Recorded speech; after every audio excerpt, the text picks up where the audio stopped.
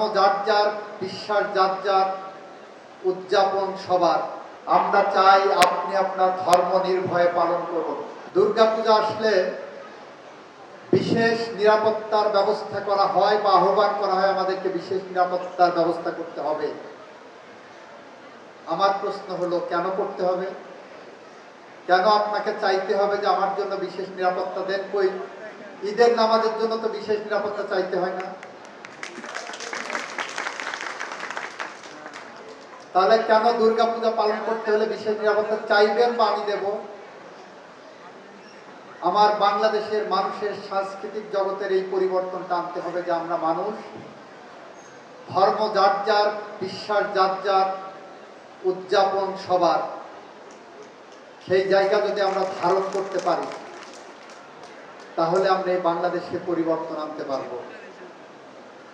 ভোটের কথা, ভোট আপনার যাকে ভালো লাগবে তাকে দেবেন, কিন্তু ধর্মের বিভাজন, রাষ্ট্রের মধ্যে বিভাজন, ধর্মকে ব্যবহার করে রাজনীতি, ধর্মকে ব্যবহার করে ভণ্ডামি, এই পথ থেকে আমাদের ফিরতে হবে যে যেখানেই থাকি না কেন।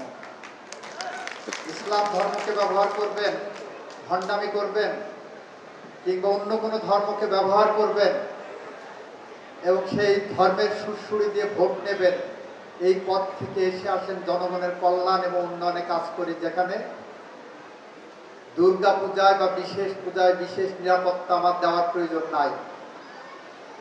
সবাই নির্ভয়ে নিরাপত্তা, নিজের নিরাপত্তা নিজেই বোধ করবেন সেরকম একটি পরিবেশ আসেন আমরা তৈরি করি। যদি করতে পারি, সোনার বাংলা বলে যে কথা, আমার বাংলাদেশ বলে যে কথা, সেই পথে আমরা হাঁটতে পারবো। আমরা সুশাসন চাই, আমরা ন্যায্য অধিকার চাই, আমরা মানুষের অন্ন, বস্ত্র, বাসস্থান, শিক্ষা, চিকিৎসার মতো মানবাধিকার গুরুত্ব দিতে চাই, আমরা ধর্মীয় স্বাধীনতা চাই, আমরা শিক্ষার অধিকার চাই, আমরা চাই আপনি আপনার ধর্ম নির্ভয়ে পালন করুন। সেই চাওয়ার সাথে আপনারা যারা যেখান থেকে আওয়াজ তুলবেন, আমি সেই আওয়াজের সাথে প্রতিধ্বনি করতে থাকবো।